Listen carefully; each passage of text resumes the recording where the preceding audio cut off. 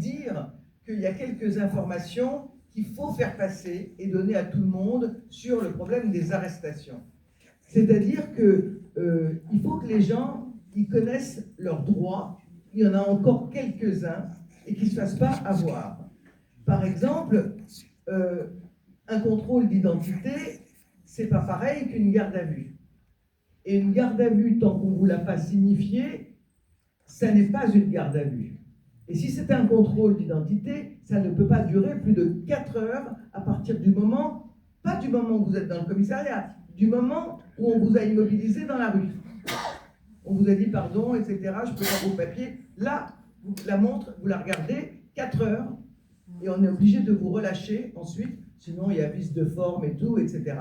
Deuxièmement, quand on vous fait un contrôle d'identité, on est obligé de déclarer un certain nombre de choses.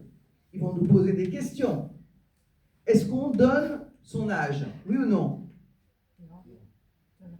Non. Obligé de donner sa date de naissance. Est-ce qu'on dit où est-ce qu'on est né? On est obligé de donner son lieu de naissance. Est-ce qu'on est obligé de donner son adresse? Alors que peut-être qu'on n'a pas une bonne adresse, on n'a pas une adresse qui est encore valable sur notre passeport ou sur notre pièce d'identité. On donne la bonne adresse.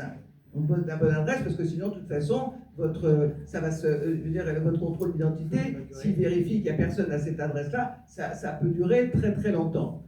Est-ce que vous donnez votre profession? Oui, non? Oui. Eh bien non, on n'a pas à donner sa profession. Est-ce que, en revanche, vous devez dire est-ce que vous devez dire si vous êtes marié ou célibataire et si vous avez des enfants? Ben, je veux dire, ça n'est pas un crime d'avoir des enfants, d'être marié. Est-ce que vous devez le dire? Non, vous n'avez pas à le dire. En fait, vous n'avez rien à dire d'autre que ce qui est marqué sur votre pièce d'identité. Et vous êtes obligé de le répéter. Vous n'avez pas le droit de dire « Ah mais écoutez, c'est déjà marqué, vous n'avez pas besoin que je vous le redise. » Si, vous devez le redire. C'est une obligation légale. Mais rien d'autre. Est-ce que vous êtes propriétaire, locataire, ou vous travaillez? Non. Est-ce que vous êtes marié? Combien vous gagnez? Non. Et si vous commencez à vous dire « Ça, je peux le dire parce que c'est pas gênant », vous commencez là comme ça, il n'y a pas de raison d'un moment de dire « Ah bah non, pas ça ». À quel moment vous allez dire « Non, pas ça ». Le contrôle d'identité, c'est l'identité, c'est ce qui est marqué sur la pièce d'identité. Déjà, il faut le savoir, et il ne faut pas se faire avoir par... moi, j'ai eu vraiment des policiers qui voulaient jouer, mais je veux dire, en gros, on est entre nous, c'est sympa. Moi, et le policier me disait, moi, je suis marié, puis j'ai 2 enfants, puis j'en suis vraiment fier. Vous n'êtes pas fier, vous de... Non, mais tu vois, il ne faut pas rentrer dans ce jeu-là. Si c'est une garde à vue, elle doit vous être signifiée. Madame, monsieur, à partir de ce moment, vous êtes en garde à vue. Cette phrase-là, ils sont obligés de la prononcer, et au moment où ils la prononcent, ils sont obligés en même temps, et vous devez le savoir, de vous donner la possibilité d'appeler un proche, alors ils peuvent dire quelqu'un de votre famille, ils peuvent dire le mot proche.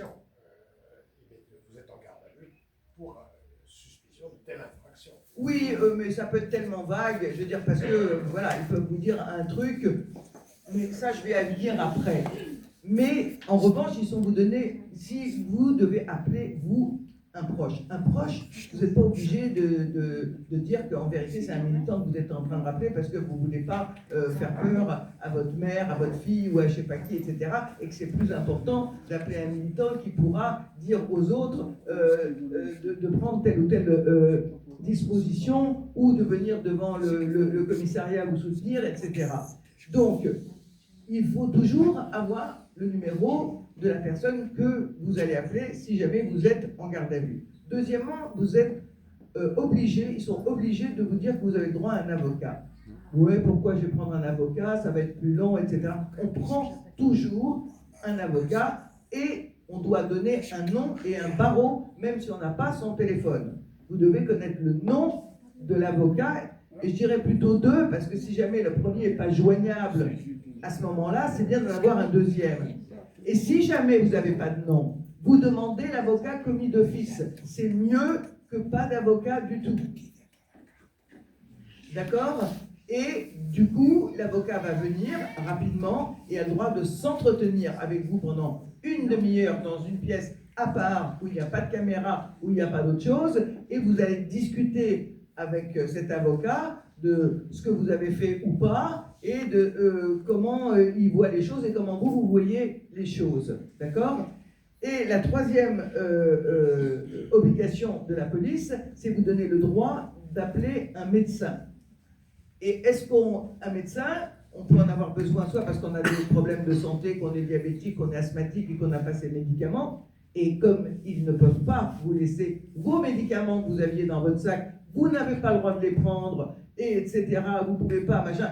Il faut bien donc demander à un médecin qui soit va venir au commissariat, soit vous serez obligé, ils seront obligés de vous emmener à l'hosto, mais d'autre part, si vous avez une suspicion qui peut être violent avec vous, vu la manière dont vous avez été interpellé, si ça a été violent, et que vous risquez, surtout si vous êtes un homme, des violences, et ça peut arriver à des femmes aussi, des femmes voilées ou autres, vous tombez sur des islamophobes, vous demandez à un médecin pourquoi. Le médecin qui vient va vous examiner. Il va voir que vous n'avez rien, que vous êtes normal sur vous. Donc si après vous avez un PET ou un truc, un hématome, c'est que donc c'était pas avant et que c'est bien la police qui vous l'a fait. D'accord ? Donc c'est très important, je dirais, si vous n'avez rien et que vous pensez que c'est pas la peine et que ça peut que retarder, vous n'êtes pas obligé de le faire. Mais voilà.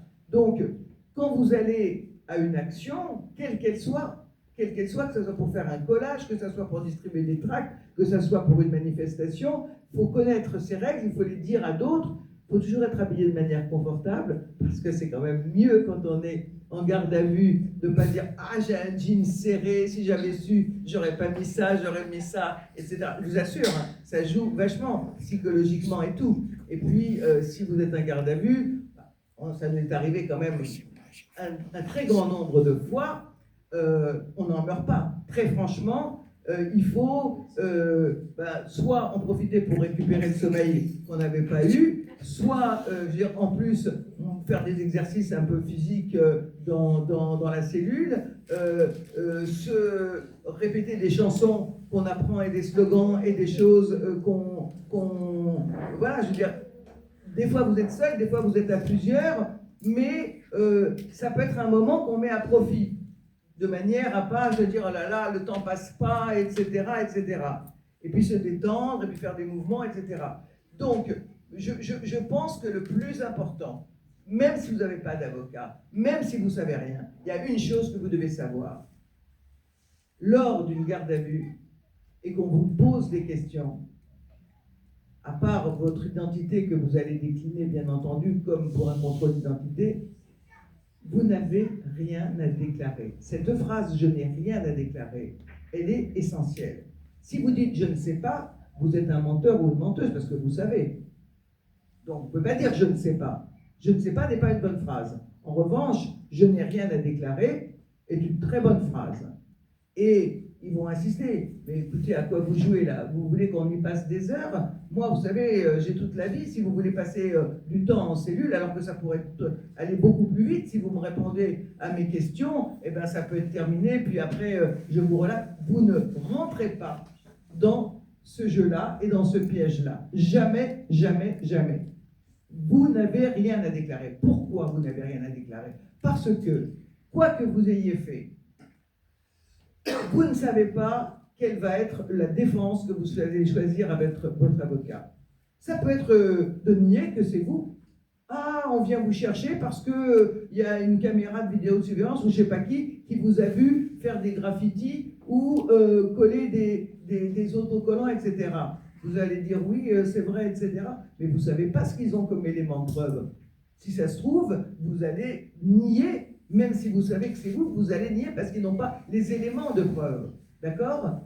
Et puis, vous ne savez pas comment, avec votre avocat, vous allez mener votre défense. Ce que vous savez, c'est qu'à la fin de la garde à vue, ils ont la possibilité de vous déférer. C'est-à-dire, vous faire dormir dans les cellules du tribunal ou pas, et en tout cas de vous présenter à un juge le lendemain matin pour un procureur, un juge, non, mais ça peut être le procureur, ça peut être le délégué du procureur, ça peut être un juge directement pour une comparution immédiate. Des fois, tu ne passes pas par le procureur ou le délégué du procureur, des fois, c'est directement le tribunal des comparutions immédiates. On refuse systématiquement la comparution immédiate parce qu'on veut un vrai procès avec la possibilité de se défendre avec un vrai avocat qu'on a choisi, etc. Mais quand est-ce qu'ils peuvent nous refuser la comparution immédiate? Est-ce qu'on l'obtient forcément? Non, on l'obtient que si on a des garanties qu'on ne va pas s'enfuir, qu'on ne va pas se disparaître dans la nature. Et c'est pour ça que c'est important d'avoir appelé un proche qui est au courant de si vous arrive ça. Il faut qu'ils réunissent des papiers pour vous, qui sont les papiers qui prouvent que vous habitez bien à cet endroit-là, que vous avez une facture de gaz, d'électricité, de téléphone, que peut-être vous êtes propriétaire ou je ne sais pas quoi, et que vous travaillez bien à tel endroit, parce que vous n'êtes pas un SDF, et qu'il faut bien que vous ayez à votre travail, et que vous habitez bien quelque part, et que donc vous n'allez pas vous échapper, et que donc ils sont obligés d'accepter le fait que ça soit un procès et pas une comparution immédiate. Et la personne, vous êtes arrêté, vous n'avez pas tous ces papiers avec vous. Or, quand vous allez être au moment de la comparution immédiate, il faut que l'avocat, on lui ait donné ces papiers-là. Vous comprenez ce que je suis en train de dire? C'est vraiment important. Et donc, ça s'appelle la base arrière juridique chez nous, dans notre jargon. La base arrière juridique, c'est ceux qui préparent ces choses-là. Et l'avocat en a besoin. C'est 2-3 papiers de rien du tout. Mais il faut qu'il soit toujours prêt et facile à trouver. Si vous avez un concubin, une concubine, un mari, une femme, c'est pas difficile. Je veux dire, mais des fois, si vous vivez seul, il vaut mieux quand même que quelqu'un puisse rentrer chez vous et obtenir ces papiers-là. Alors bon, après, on peut discuter de tout ça. Nous, on fait des vraies formations là-dessus, avec y compris des jeux de rôle, quelqu'un qui fait le policier, l'autre qui fait la personne arrêtée, etc. Et c'est important, parce que on n'est pas dans la situation des enfants palestiniens qui ont des cours, des formations pour savoir qu'est-ce qui va leur arriver, comment il faut qu'ils réagissent s'ils se font embarquer. Malheureusement, je veux dire, eux, c'est bien plus grave que ce qui peut nous arriver, nous. Mais même nous, on est obligés d'avoir des formations par rapport à ces choses-là pour connaître son droit. Il y a des gens qui croient, par exemple, qu'il faut qu'ils aient une raison valable de vous faire un contrôle d'identité, de vous demander vos papiers, que vous pouvez refuser de montrer vos papiers. C'était dans le temps. La loi n'a fait que se durcir. Avant, si tu n'avais pas commis une infraction, ou si tu n'étais pas suspect d'en avoir commis une, ou si tu n'étais pas témoin d'une infraction, on ne pouvait pas te demander tes papiers. Ça a bien changé. Ça a bien changé. Maintenant, ils n'ont pas besoin de raison. Ah non, ils peuvent te demander les papiers, même te coller contre le mur, te fouiller, etc. Ben oui, c'est comme ça. C'est-à-dire que nos libertés n'ont pas cessé de se restreindre. Donc, ces choses-là, moi je vous conseille, si vous êtes avec une association, de prendre un moment, de prendre 2-3 heures pour voir un petit peu tous ces aspects-là, de manière à ne pas être pris au dépourvu, parce que franchement, ça fait une grande différence, hein, selon qu'on est préparé ou pas. Donc, voilà.